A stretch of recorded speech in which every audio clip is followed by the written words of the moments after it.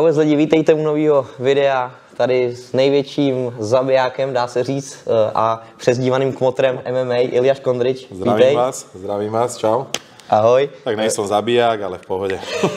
Pohodlně se usaďte a jdeme pokecat, dozvědět se pár informací a třeba i některý z vás motivovat do vašeho tréninku a odvětví MMA a nebo fitness.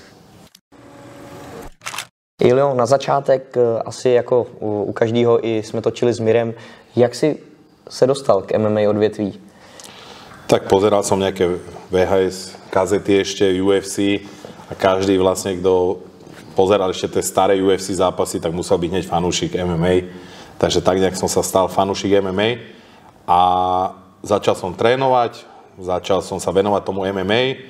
Chodil som aj do Čiech veľa na kempy, do Rakúska, do Srbska, do Polska, neviem kam všade, do Chorvátska a vlastne Slavo Molnárom bol vtedy prvý taký MMA fighter.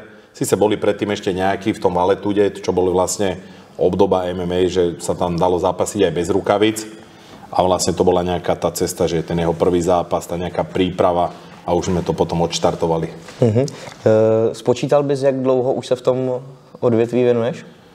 Tak už určite nejakých 17-18 rokov v tom MMA sa venujem, teda MMA sa venujem už pomaly 18 rokov aj ako tréner, aj ako fighter, a však máte možnosť vidieť, že ešte som sa dal nejaký boxerský zápas, možno si dám ešte nejaký zápas v MMA, ale pravidelne chodím na BJJ, vlastne brazilskej jiu-jitsu, aj nogy, grappling, súťaže chodím vlastne stále.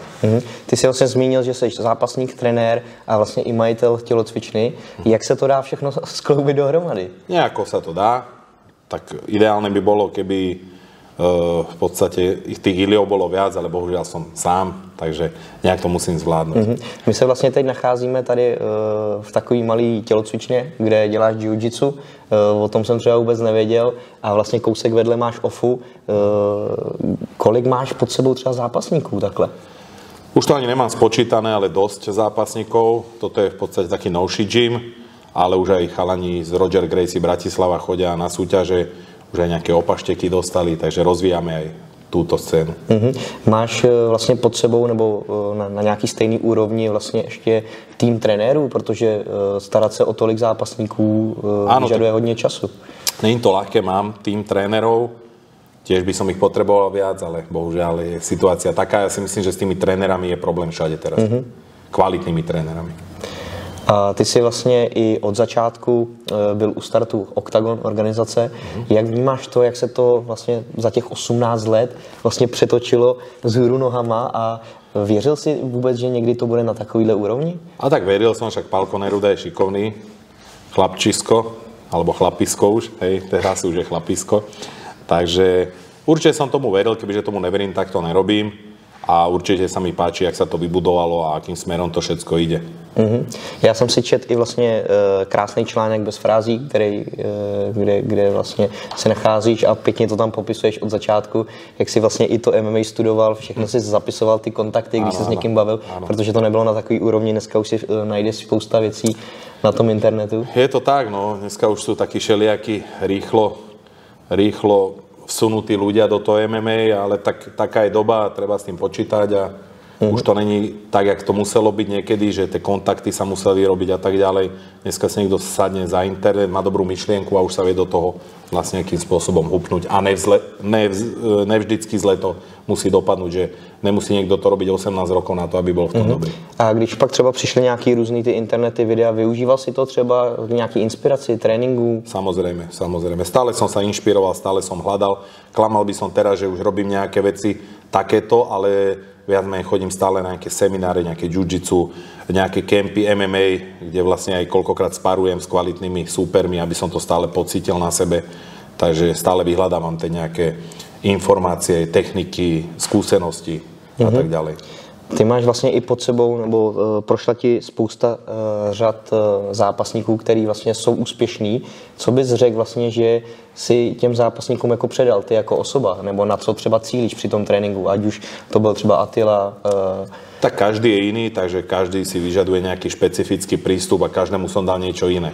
Niekomu možno nejaké sociálne zázemie, niekomu možno nejaké tréningy, rady, kontakty, alebo nejaké to celkovo smerovanie.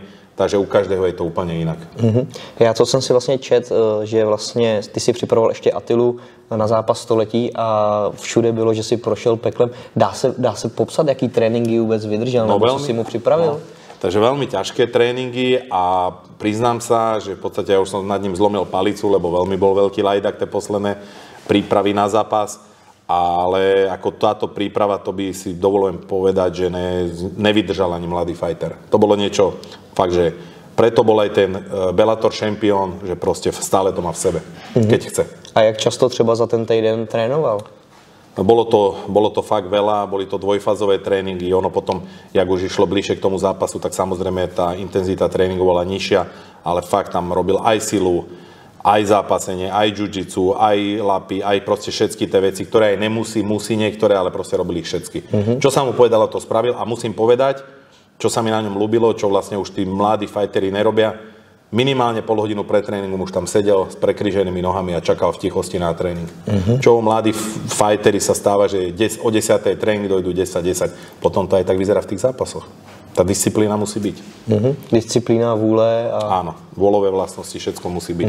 A třeba vlastně tu přípravu celou řídíš ty? Nebo na to máš ještě nějaký lidi, protože je tam spousta odvětví, jak zem, jiu-jitsu, wrestling? Určite tých trénerov a tých ľudí, čo sa do toho nejak vmiešavajú, je čím ďalej viac, niekedy to nedopadne dobre, ale aj ja už mám nejaký svoj vek, svoju nejakú rodinu, svoje nejaké iné záujmy, takže vítam tieto veci a nebránim sa novým metodám, novým aplikáciám, novým všelijakým meraniam nejakých cukrov a tak ďalej, ale zas niekedy to nemám rád, pretože ja si myslím, že po tom tréningu ten fighter, keď ide hlavne o titul, keď ide do nejakých ťažkých zápasov, musí mať aj tréningy také, že proste musí ležať na tej žinienke a byť vyplutý tak, jak Attila v tej príprave, že proste tam pol hodinu ešte ležal zabitý na zemi po tom tréninku. Ty vlastně krom toho, že trénuješ, tak i zápasíš a krásný bylo, když jsem si čet, že si stále třeba makal rukama při tom, když si začínal a třeba v pátek ti zavolali a jel si na zápas na Slovensko, kde si prostě bojoval a v pondělí si šel zase do práce, dostal si třeba 200 €. Myslíš, že tohle tě jako posunulo tam, kde teď seš, jako že si s tímhletím prošel vším? Práve, že vtedy som to ani nejak neriešil, že prečo, za čo, na čo. Proste chcel som to robiť, bol som do toho proste, dá sa povedať, do športu zamilovaný a proste robil som všetko. Tak jak v živote, hej, keď niekto zamilovaný do ženy, tak robí pre ňu všetko a ja som preto MMA robil a aj robím všetko, čo sa dá. A jak dlouho vlastně trvalo to, než ses dostal na tu profesionální úroveň, jestli dokážeš vůbec říct?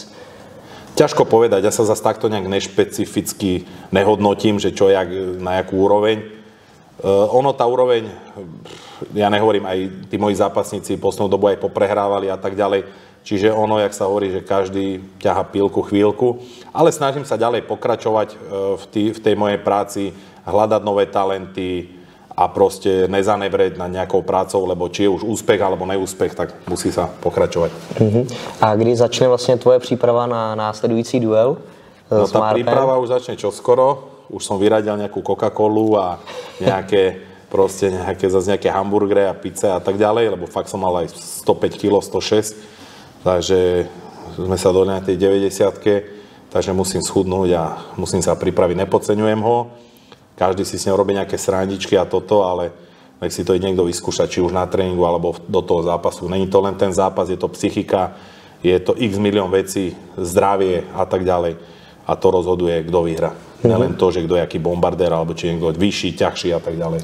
A kolik třeba teď v tomhle období máš jako tréninku za ten týden? Když se jen tak udržuješ, nebo jenom nějak to neřešíš prostě? Niekto by povedal, že som blázen, nemám fakt tých tréningov veľa. Ja robím ešte aj jiu-jitsu, aj teraz som si dal 28-minútové kolo počas hodinového jiu-jitsu tréningu.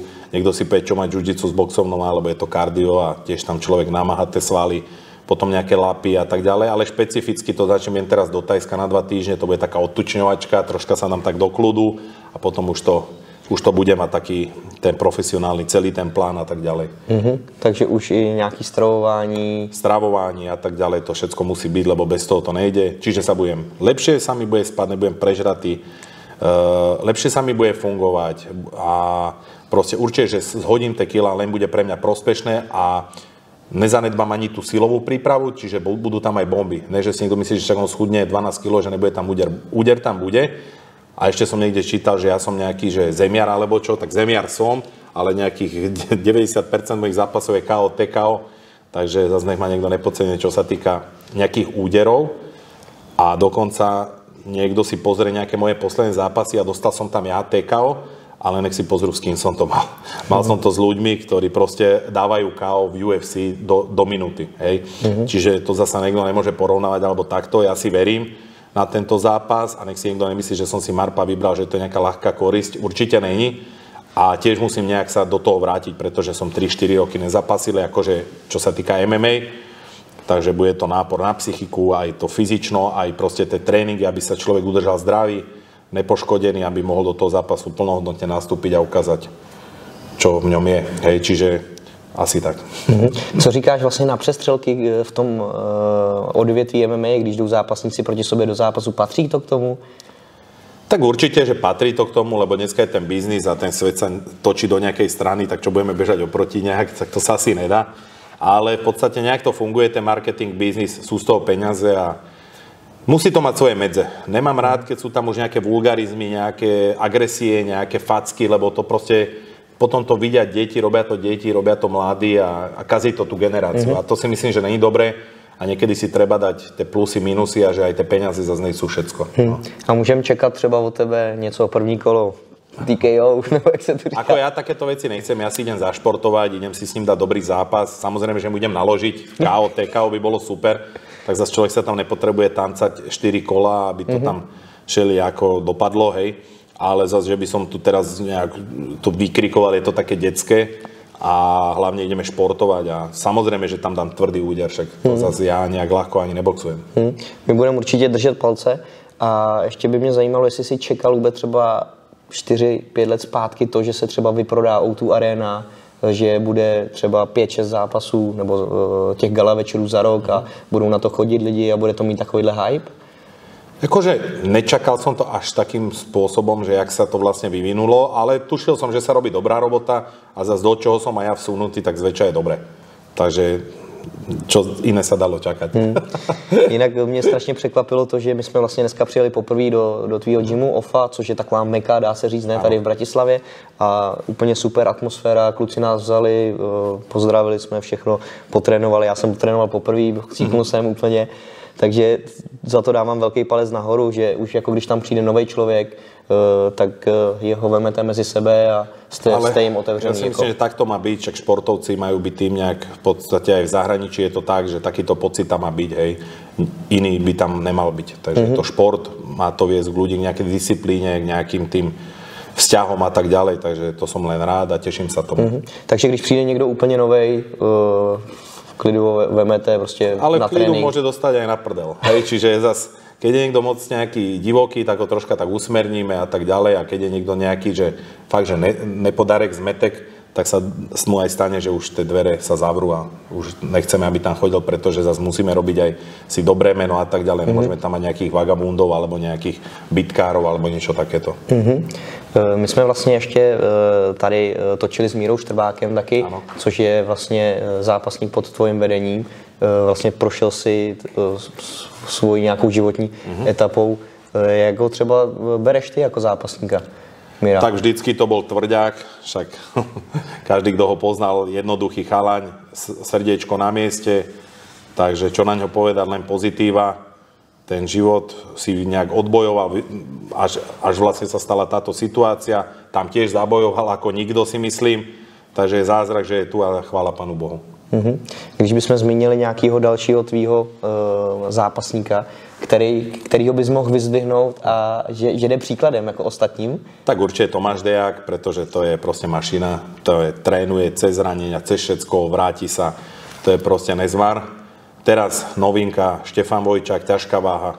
Ale aj tí starí moji vlčáci, jak Robo Pukač a tak ďalej. Nikoho nechcem, že na niekoho zanevreť alebo niekoho nespomenúť, takže celý ten tím sa ukazuje čím ďalej, že každý je na niečo tam. Hej, každý tam má nejakú rolu a videli sme, že aj ten Igor Daníš a ja neviem, ten Maťo Síly, tréneri, ktorí sú thaiboxerskí tréneri, ktorých nikto nespomína, oni boli práve tí aj s Tomášom Dejakom, ktorí zachránili Mirkovi život. Jo. Vlastně říkal, že Tomáš Deák vlastně, že i on s ním zrovna trénoval, že je blázen, že má nejtvrdší tréninky. Ano. A já musím říct, že vlastně, že je skvělý to, že u tebe vlastně v gymu se scházejí ty nejlepší. Pro mladý je to motivace. Tak určite áno, som tomu rád, ale tých gymov už je viac a viac, takže nebudem sa nejak favorizovať, že je to, ale tak je to tá meka, je to taký, veľa tých fighterov tu jednak začínalo a veľa aj zahraničných fighterov tu trénovalo predtým, takže určite tá OFA je taká stále, taká tá meka toho MMA na Slovensku minimálně. Co říkáš vlastně na novou příchozí organizaci RFA? Je to dobře pro ten sport, že se zase otevře pro další zápasníky buď místo? Ja si myslím, že určite áno, pretože ten oktagon už bol tak preplnený a tak proste už vyšpičkovaný, že trebalo dať priestor medium fighterom, iným fighterom a tak ďalej. Aby niektorí fighteri nečakali na jeden zápas proste celý rok. Hej, potom tí chalani dochádzajú o tú motiváciu a proste odchádzajú z tých gymov, pretože idú robiť, ja neviem, do všelijakých iných zamestnaní, iných vecí, kde im to donese peniaze, lebo bohužiaľ tie peniaze v dnešnej dobe, však aj vždycky to tak bolo, treba. Hej, a čím ten človek je starší napríklad, tak tie peniaze potrebuje, lebo už nebýva u maminy a tatino mu neplatí obedy. Hej. Takže určite to je dobrá vec a som tomu proste naklonený a nápomocný hlavne som. Hej. Tej organizácii som dosť nápomocný, aj jej, takže super. Když máš vlastně pod sebou spousta zápasníků, tak můžeš i vlastně jim někoho nabídnout. Určite áno a hlavne sa aj tí chalani dostali do seba takú nový drive, novú energiu, trénujú, vidím to na nich, takže za mňa len pozitívum. Uvidíme, čo to spraví, niektorí fanúšikovia frflú, niektorí ľudia sú možno ozdutí na mňa a tak ďalej, ale ja hovorím, mňa zaujíma MMA. Mňa nezajíma, že či Octagon, RFA, toto, tamto. Ja si idem MMA, idem si svoj klub a viem, čo robím. Vlastně následující týden je zápas Kincl versus Pirát. Máš tam svýho favorita? Jakože favorita v tomto zápase nemám, pretože však jasné, že Paťas je skúsenejší. Fakt, ja si ho pamätám ešte, jak mal zápas s nejakým Šlemenenkom v Prahe, skoro mu tam dal nejaký Ambar Inver, ten sa vyťahol, potom mu tam nasekal, ale on má fakt ťažké zápasy s tým Soldičom, vydržal nezmysel a dokonca ma prekvapil, že ho tam fakt ohrozoval. Ale som zvedavý, ako sa popasuje s tým, že ide do tej väčšej váhy, zdá sa mi taký nabublaný. A či bude to telo vedieť tak fungovať, ako v tej nižšej váhe. Toto je jediná taká vec, že ktorej ne, že neverím, ale môže byť problém. Avšak za Pirát je bitkár, je to tvrdá huba, je nebezpečný v postoji, niečo sa už naučil aj na tej zemi, je to bojovník, takže ja to vidím tak 50/50, možno mierny favorit je tam Paťas, vlastne Kincl. Já musím říct, že vlastně s Patrikem jsme taky točili a to byl můj úplně první trénink, druhý trénink mám tady a dal mi tam úplně na prdel. Takže jsem si vyzkoušel taky nějaký jako grapplingy, sparingy. A... On je šikovný a jeden aj druhý, sú to dobrí fighteri, robia dobrú robotu, troška je tam favorit, teda Kincl, ale toho Piráta netreba podceňovať a hlavne podľa mňa bude dobre pripravený, tiež je skúsený, tiež mal ťažké zápasy a koľkokrát síce prehral na body, hej, že nedal to len tak. Co říkáš třeba na odvětví crossfitu, na zapojení do MMA přípravy? Určite dobrá vec, treba to troška ale znížiť, tú frekvenciu tréningu, pretože to telo a tie klby dostávajú zabrať aj v tých ostatných tréningoch a je to iné, že crossfiťák si dá proste, ja neviem, či 5 tréningov, alebo 3 tréningy, alebo 4, alebo ono, bežne klasicky taký ten klient, to nazvime si, čo ja viem, dáva 3 tréningy za týždeň, ne? Niekto si dáva každý deň tréning, ale zväčša 3-krát. Čiže ono, tie klby sa ináč chovajú, ako keď ešte si dáš na druhý deň zápasenie, na tretí deň box a tak ďalej. Čiže treba to robiť s rozumom a treba v podstate myslím si, troška znížiť tú intenzitu, pretože byť niekde, ja neviem, 1,5 hodinu na crossfite a na druhý deň si dať zápasenia a na ďalší zase crossfit a tak ďalej, tak to by bolo asi devastačné na teličko. Ja sám som skúšal crossfit, bolo to super, dvihla sa mi troška tak prdelka, lebo ja zase tie drepiky a tieto veci podceňujem, čiže tá postava bola fakt super, aj kondične, lebo som bol fakt prekvapený, že mi tam dali robiť 5 minút angličáky, ty kokso a čo ja viem, aké stojky a rozcvička, ja som myslel, že to je zo srandy a to fakt bola realita, takže akože bolo to, že aj tá technika a tak ďalej. Čiže človek si tam vedel nejak aj tie váhy, že som to tam nepreháňal, že si tam nenahádzal, neviem, aké nezmysly. lebo ono to ide troška aj, že nehovorím, že bez tej techniky, ale v tej rýchlosti, ak sa tam človek naháňa po tých rôznych boxoch, tam skáča a tak ďalej, ja mám 100 kg vždycky plus minus, hej, teraz mám viac, že nejakých 103, takže s rozumom. Crossfit áno, s rozumom. Určite sú tam veci, ktoré sú pozitívum, lebo je to aj na silu, aj na výbušnosť, aj neviem na čo, takže je to paráda, ale s rozumom. Ono je super, vlastně je to podobné jako MMA, ale CrossFit je komplexní jako v takovém fitness světě, posilování vlastní váha, kondice, činka a MMA zase z různých těch dalších odvětví. A my zároveň pořádáme crossfitové závody. Takže kdyby si pak chtěl v rámci přípravy zpestřit nějaký den, víkend, tak určitě tě pozvem k nám do Českých Budějovic. Keď tam máte nějaký dobrý wellness na druhý den. Určitě, já to ti zařídíme všechno. Tak určite dojdem a začnem sa asi aj pripravať, nech tam neurobím hambu. Hovorím, musím pár kilo schudnúť, lebo hovorím, tie všelijaké stojky na rukách a neviem, aké tie zhýb a hore nohy a neviem, čo to tam a to není sranda, akože určite to nepodceňujem, je to tiež drina, šport. Niekto to nazýva, že crossfitáci, dneska sa moc všetko špecifikuje, ale proste trháš tam činky, robíš tam zhyby a tak ďalej, takže makačka je každá jiná. My jsme vlastně i měli jako hosty na našich závodech Jirku Procházku, který vlastně říkal i, že se mu to líbí, že by si to taky vyzkoušel v rámci přípravy. Do toho Carlos vlastně byl minulý rok na našich velkých závodech, ten teda řekl, že příští rok to hned vyhraje, takže to jsme zvědaví. Ale zase to sú chalani, ktorí v podstate Carlos neviem, či nerobil aj kulturistiku a kto si pamätá Jirku na začiatku, však to bol tiež valibuk, hej, teraz je už taký vytesaný mních, ale vtedy to bol valibuk s plecami, so všetkým, čiže tiež tam činky podvíhal, takže určite to není pre nich niečo nové. Ty už si, dá se říct, i hodně cílů splnil, ať už sedíme tady vlastně v tvojí tělocvičně. Máš ještě nějaký osobní a sportovní cíle, který tak tie osobné si nechám pre seba. A tie športové, tak tých je veľa. Proste chcem, aby to stále bol ten elitný klub, aby sme mali elitných fighterov, aby sme vyhrávali, aby som ja vyhral zápas s Marpom, aby som vyhral jiu-jitsu turnaje, aby som dostal, dúfam, že čoskoro black belt v jiu-jitsu a tak ďalej. Čiže ja stále mám nejaké proste ciele a tak ďalej. A tie súkromné, tie si nechám pre seba, pretože zase to nikoho nemusí nejak zaujímať. A když si zmínil ten black belt v tom jiu-jitsu, teď jsi na jaký úrovni v tom? Tak mám hnedý opasok, mám tam 4 strajpy, ale chcem si ho zaslúžiť, nechcem ho dostať, že Ilia, ty si proste nejaký otec slovenského MMA, ty tu vytváraš priestor pre jiu-jitsu. Ne, proste chcem aj vyhrať nejaké súťaže a vždycky aj na tej súťaže jiu-jitsu proste chodím o kategóriu, alebo niekedy aj o 2 kategórie s mladšími. Keď tam vyhrám zlato alebo striebro, tak sa len teším. A máš teď naplánovaný nejaký zápas? Naplánovaný nemám, ale určite budem mať v jiu-jitsu aj v grapplingu veľa zápasov, lebo do toho black beltu chcem fakt, že veľa zápasiť. Aj nejaké semináre a tak ďalej. Nejaké kempy, aj v tom jiu-jitsu, aj v tom boxe budem mať, takže... Jezdí sem vlastně třeba za tebou spousta i zahraničních, i třeba z Česka od nás, nebo zahraničních zápasníků a pořádáš i tady pro ně kempy? Áno, podľa dohody nejak nerobím nejakú reklamu, že dojíte a bude kemp, ale hoci kto sa na mňa obráti, tak aj hlavne z Čech chalani vedia, že vždycky sa im povenujem na úrovni a majú to postarané a dúfam, že im je tu dobre aj prospešne, že im to spraví. Snažím sa, čo sa dá. Teraz boli tie lockdowníky a covidíky a všetko, takže mal som to ťažké, veľmi ťažké.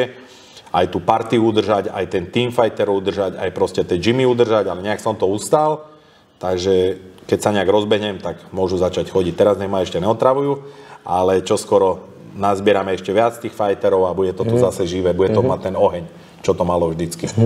A vyjíždíš ještě krom třeba Tajska někam do světa, že nabíráš zkušenosti? Akože určite áno, však bol som aj vo Švédsku v tom All Stars, čo akože som tam sparoval s tým Jimmy Manu a neviem s kým všetkým, Ilir Latifi. Takže to sú tie veci, že chodím všade. Proste chodím do Tajska, ale to Tajsko zase, nech si niekto myslí, že Tajsko, že ma tam trénujú tajskí tréneri, tam sú aj Američania, tam sú aj sparingovia, či už z Ameriky, z Ruska, ja neviem, skade, stade, hej. Takže to nie je Tajsko tradičné, že tam robím len Thai box s Tajcami. Tam sú proste fighteri z celého sveta. Takže to mi tak stačí a hovorím hoci kam, hoci kedy, keď sa dostanem, či už do Londýna a tak ďalej, tak proste trénujem všade. A dá se nějak jako porovnat jenom, jak jsme tady na tom? Česko-Slovensko? Lepší se to, nebo jsme na stejný úrovni? Ja si myslím, že je to tu veľmi dobré a uráža ma niekedy, keď niekto favorizuje, alebo ne že favorizuje, ale odpadáva z nejakých iných gymov. Však si to tu urobme. Však priestor na to máme, podmienky na to máme, tak si to urobme. Hej, nech odpadávajú oni s nás. Že ja si pamätám, že niekedy do OFI chodili chalani z KSV a ľúbilo sa im tu. Není problém. Takže ono, aj tí tréneri v tom zahraničí sú proste len tréneri, ľudia, hej, čiže to nie sú nejakí nadľudia. Ono je to troška iný systém, možno je tam viac peňazí, ale ja si myslím, že tie gymy tu máme veľmi pekné, tie MMA organizácie, či už Octagon a dúfam, že aj RFA, robí dobré meno tomu MMA, priťahuje to tých sponzorov, takže ja si myslím, že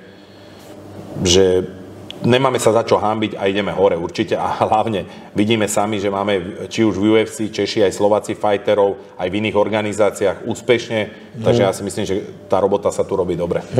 Já jsem vlastně ani vůbec nevěděl, že v OFIE máte i koutek, kde máte jakoby činky, kde máte nějakou taky crossfit zónu a doplňujete to vlastně i v tréninku, tenhle ten typ tréninku, jako fitness, prostě posilování. Samozrejme, že áno, máme tam aj trénera, niektorí chalani chodia aj inám, aby si tak troška zmenili prostredie, pretože od pondelka do piatku byť zase v jednom gyme a robiť tam všetko nemusí byť zase úplne, že ideál. A niektorí majú ešte súkromky, takže oni si radi idú aj k inému trénerovi. Ale ja si myslím, že aj to je správne, pretože nemusí jeden človek sadnúť každému, hej. Čiže každý si to hľadá niekde inde a každému sedí niečo iné. Niekomu core cvičenia, niekomu silové cvičenia, niekomu crossfitové cvičenia, niektorému špecifické, ja už ani neviem tie všetky názvy, hej, že dneska človek, keď ide, tak musí byť jak lexikon, lebo keď na neho nejaký fyzioterapeut začne rozprávať, tak ja mu poviem, že či ja som nejaký doktor, hej, že či mi dáva takéto sety a takisto vlastne tí cvičitelia začínajú používať také nejaké špeciálne názvy a metódy, že človeku sa niekedy hlava zatočí. Hlavne nech hovoria za nich výsledky a ne tie názvy. My vlastně jsme teď vlastně i odcházeli od tebe z gymu a přišel tam vlastně Rytmus, Patrik, s kterým jsme si udělali fotku a jako popřáli jsme mu hodně štěstí, že ho sledujeme, fandíme. Ty ho trénuješ tady nebo párkrát? Ja ho netrénujem. Trénuje ho Tomášov, čo je vlastne boxerista, čo má pomaly 200 zápasov za sebou a tak ďalej. Ale my sme s Paťom kamaráti dlhé roky, to nikto ani nevie. Ja mám niekde tie fotky, keď sme boli barziaky, teda on bol hlavne vlasatý, šeliaky. Takže, ale už vtedy bol úspešný, hej, v tom, čo robí. Takže my sa poznáme dlhé roky, ale vytváram mu tu priestor na to, on zase mi urobí v rámci nejakých tých fotiek a videí reklamu, čiže si pomáhame navzájom, venuje sa mu. Ale teraz vlastne v rámci tejto prípravy určite si dáme aj spolu nejaký sparring, nejaké nácviky a tak ďalej. Jo, on měl vlastně taky zápas vlastně v prosinci, decembru. Určite on si dá ešte zápasy, ja si myslím, chytilo ho to a chcel by som povedať, že fakt ma prekvapil, lebo dá si sparring s hocikým, hocikedy, tvrdo trénuje, samozrejme s tým Gáborom, no ten Gábor je vyzápasený, zápasník a Paťo proste, nehovorím, že už je 100-ročný, ale proste už to tiež nie je 18-ročný chalaň, ale ja si myslím, že hambu si neurobil, nevedel sa tam tak prebudiť do Gábyho, ale však vlastne aj Gábor je môj fighter, tak nebudem niečo rozprávať na ňo, téma tvrdý úder, takže klobúk dole, že to ustal, no. A že v podstate aj v tom veku, kde už sa všetci opúšťajú, tak on si ide bomby a teraz keď už ho tak poťapkám, tak cítim normálne chlapaka, hej. Predtým som ho poťapkal a sa tak vlnil, jak taká želatinka a teraz ho poťapkám a je to mocný chlapík, ktorý sa chce so mnou ešte aj posparovať. Tak už čo skoro budeme sparovať. Je vidět, jak se to posouvá. Kdyby vlastně tady někdo třeba z fanoušků byl a chtěl by přímo trénink s tebou, máš nějaký tvoje lekce, který vedeš, popřípadě může tě kontaktovat na osobní trénink? Určite ma môžu kontaktovať, odpoviem im podľa nejakej nálady a momentálnej situácie a samozrejme nechcem nikoho uraziť, alebo že nechcem byť, že som nejaký na peniaze. To ľudia, čo ma poznajú, to vedia, že nie, ale určite už to nebudem robiť za 20 eur a takéto, lebo fakt ja mám strašne toho veľa a proste ja som ochotný niekomu to dať aj zadarmo, ten tréning, ale už som proste niekde inde v týchto veciach a určite to už nebude stať 20 eur. Ten čas je niekdy proste... Je, však už mám aj svoju rodinku a chcem byť aj tam, takže vidíte sami, že mohol som byť doma, som po tréningu a robím tu s vami rozhovor. Včera som robil rozhovor, dneska som robil zase nejaké natáčanie a tak ďalej, takže do toho tréningy, do toho ofa, do toho mám ešte pitbulla, ktorým pomaly denne urobím 10 kilometrov. Takže mám tých aktivít veľa, takže ľudia s tým musia počítať, že ne každému hneď odpíšem, alebo že mám byť na každého vysmatý od rána do večera. Už tomu tak není, už je toho veľa.